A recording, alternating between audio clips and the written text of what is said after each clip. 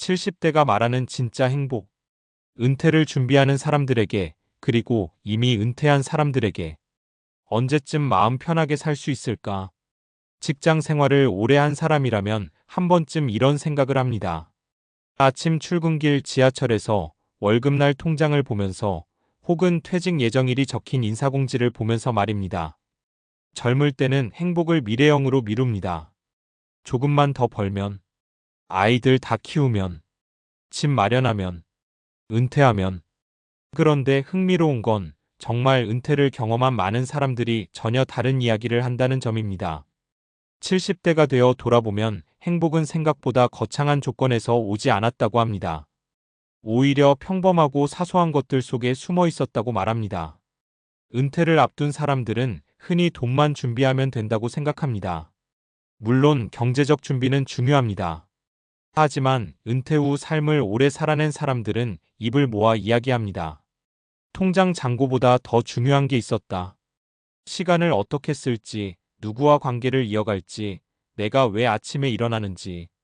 그 질문에 답이 없는 은퇴는 생각보다 길고 허전하다는 것입니다. 오늘은 70대가 말하는 진짜 행복이라는 제목으로 은퇴 준비와 은퇴 후 삶의 관점에서 공감할 만한 이야기들을 해보려 합니다.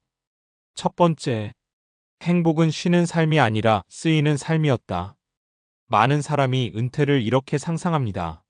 아침 늦게 일어나고 여행 다니고 아무 일도 안 하고 편하게 사는 삶. 그런데 실제 은퇴자들의 이야기를 들어보면 의외의 고백이 많습니다. 처음 6개월은 좋았어요. 그런데 어느 순간 내가 세상에서 지워진 기분이 들더라고요. 일은 피곤하지만 동시에 존재감을 줍니다. 누군가 나를 찾고 내가 필요한 사람이 되고 내 역할이 있다는 감각. 그게 사라지면 자유가 아니라 공허가 오기도 합니다. 사례. 68세에 퇴직한 김 씨는 대기업에서 임원까지 지냈습니다. 퇴직 전에는 이렇게 생각했습니다. 이제 좀 쉬자. 퇴직 후 1년 동안 여행도 가고 골프도 치고 취미도 만들었습니다. 그런데 이상하게 즐겁지 않았습니다. 어느 날 아내가 물었습니다. 당신 요즘 왜 그렇게 말이 없어? 그때 깨달았다고 합니다. 내가 원한 건 쉼이 아니라 필요한 사람으로 남는 것이었다고. 그 후 그는 지역 도서관에서 청소년 멘토 활동을 시작했습니다. 주 2회였지만 삶이 달라졌습니다. 누군가 기다려주는 날이 있다는 게 행복이더라. 70대가 말하는 행복은 의외로 거창하지 않습니다. 계속 쓰이는 감각. 그것이 삶의 온도를 유지시켜줍니다. 두 번째, 행복은 돈의 크기가 아니라 불안의 크기였다. 은퇴 이야기가 나오면 결국 돈 이야기를 빼놓을 수 없습니다. 많은 사람이 이렇게 말합니다. 얼마 있어야 은퇴 가능할까요? 그런데 70대의 답은 의외입니다. 얼마가 아니라 얼마나 덜 불안한지가 중요해. 물론 현실적으로 생활비는 필요합니다. 하지만 일정 수준을 넘어서면 행복은 자산 규모보다 생활 방식에서 결정된다고 말하는 사람이 많습니다. 비싼 소비를 줄이고 비교를 줄이고 필요한 만큼의 삶을 설계한 사람들이 오히려 더 만족도가 높다는 이야기를 자주 합니다. 사례. 72세방 여사는 은퇴 당시 주변보다 자산이 많지 않았습니다. 친구들은 해외여행, 고급 취미, 투자 이야기로 바빴습니다. 처음엔 초조했습니다. 하지만 어느 날 생각을 바꿨습니다. 매일 아침 산책하고 동네 친구들과 점심 먹고 손주 돌보고 한 달에 책 2권 읽는 생활. 그렇게 5년을 보내고 난 뒤 누군가 물었습니다. 후회 없으세요? 그녀는 웃으며 답했습니다. 내가 가진 걸 세다가 행복해졌고 남 가진 걸 세다가 불행해졌더라. 은퇴 후 행복은 예상보다 소비보다 리듬에 가깝습니다.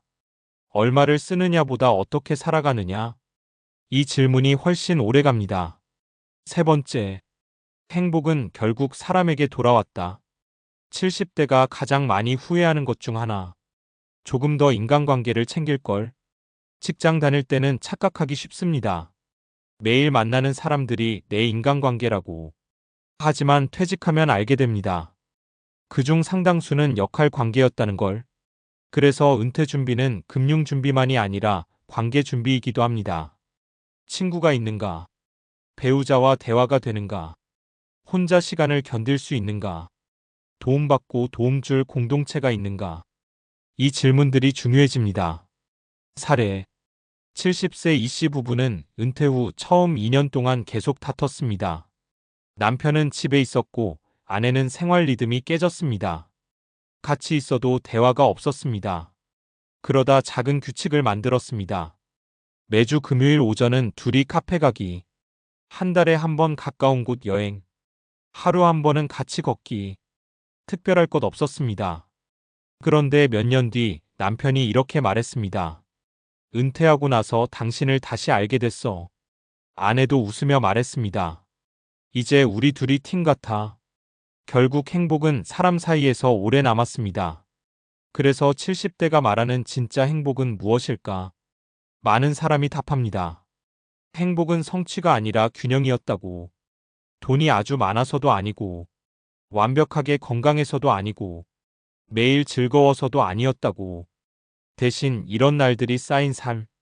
아침에 일어날 이유가 있고, 누군가와 밥 먹을 약속이 있고, 몸이 조금 불편해도 걸을 수 있고, 오늘 하루가 너무 길지 않은 삶.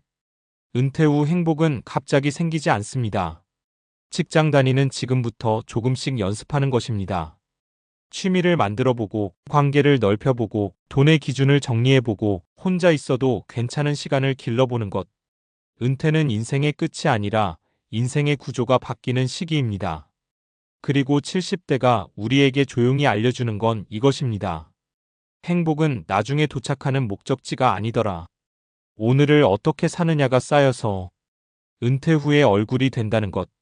그래서 준비해야 하는 건 은퇴 자금만이 아닙니다. 은퇴 이후에도 계속 살아갈 마음의 방식입니다. 그걸 가진 사람들은 말합니다. 생각보다 늦지 않았고, 생각보다 많이 필요하지 않았고, 생각보다 행복은 가까이에 있었다고. 네 번째, 행복은 젊음을 유지하는 것이 아니라 회복하는 능력이었다.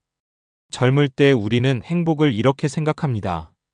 아프지 않는 것, 예전처럼 체력이 좋은 것, 실수하지 않는 것. 그런데 70대가 되면 기준이 조금 달라진다고 합니다. 예전처럼 사는 게 아니라 지금의 나로 잘 사는 게 행복이더라. 은퇴 이후 많은 사람이 처음 맞닥뜨리는 현실은 변화입니다. 몸이 예전 같지 않고 기억력이 조금 느려지고 회복 속도가 달라집니다. 여기서 행복이 갈리는 지점은 의외로 건강 상태 자체가 아니라 변화를 받아들이는 방식입니다. 심리학에서는 이것을 심리적 유연성 사이컬러지컬 플렉서빌러티라고 부릅니다. 쉽게 말하면 예상과 다른 상황에서도 삶의 방향을 잃지 않는 능력입니다. 최근 노화 연구와 뇌과학에서도 비슷한 이야기를 합니다.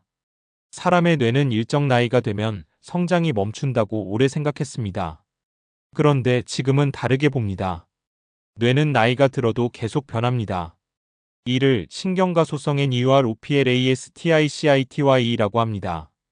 새로운 취미를 배우고, 걷고, 사람과 대화하고, 의미 있는 활동을 하면 뇌는 계속 연결을 만들어냅니다. 즉, 나이가 들수록 중요한 건 젊음을 붙잡는 것이 아니라 회복력과 적응력입니다.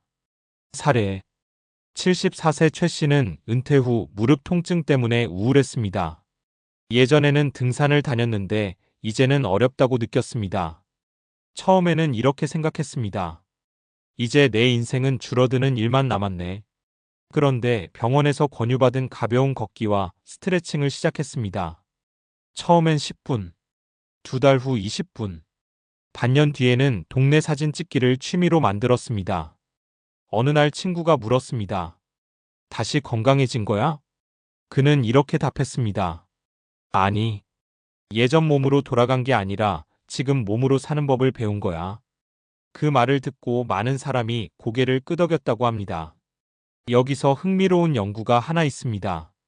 행복을 결정하는 요소를 오래 추적한 연구들을 보면 큰 사건보다 반복되는 작은 습관이 장기 만족도에 더 영향을 준다는 결과가 꾸준히 나옵니다. 왜 그럴까요? 우리 뇌는 큰 자극에는 금방 익숙해지기 때문입니다. 여행도, 큰 집도, 특별한 소비도 시간이 지나면 일상이 됩니다. 반면 매일 30분 걷기, 규칙적인 수면, 누군가와 나누는 대화, 작은 성취 경험. 이런 반복은 뇌의 스트레스 반응을 낮추고 안정감을 높입니다. 그래서 70대가 자주 하는 말이 있습니다. 행복은 특별한 날이 아니라 반복되는 평범한 하루였다. 은퇴 후 삶은 생각보다 깁니다. 그래서 버티는 사람이 아니라 조절하는 사람이 오래 행복합니다. 몸이 변하면 생활을 조절하고, 환경이 변하면 관계를 조절하고, 예상과 다르면 기대를 조절하는 사람. 결국 오래 행복한 사람들은 인생을 이기는 사람이 아니라 인생의 변화와 함께 움직이는 사람이었습니다. 그리고 아마 은퇴 준비의 마지막 질문은 이것인지도 모릅니다. 나는 얼마가 있으면 행복할까? 가 아니라 나는 변해도 계속 행복할 수 있을까?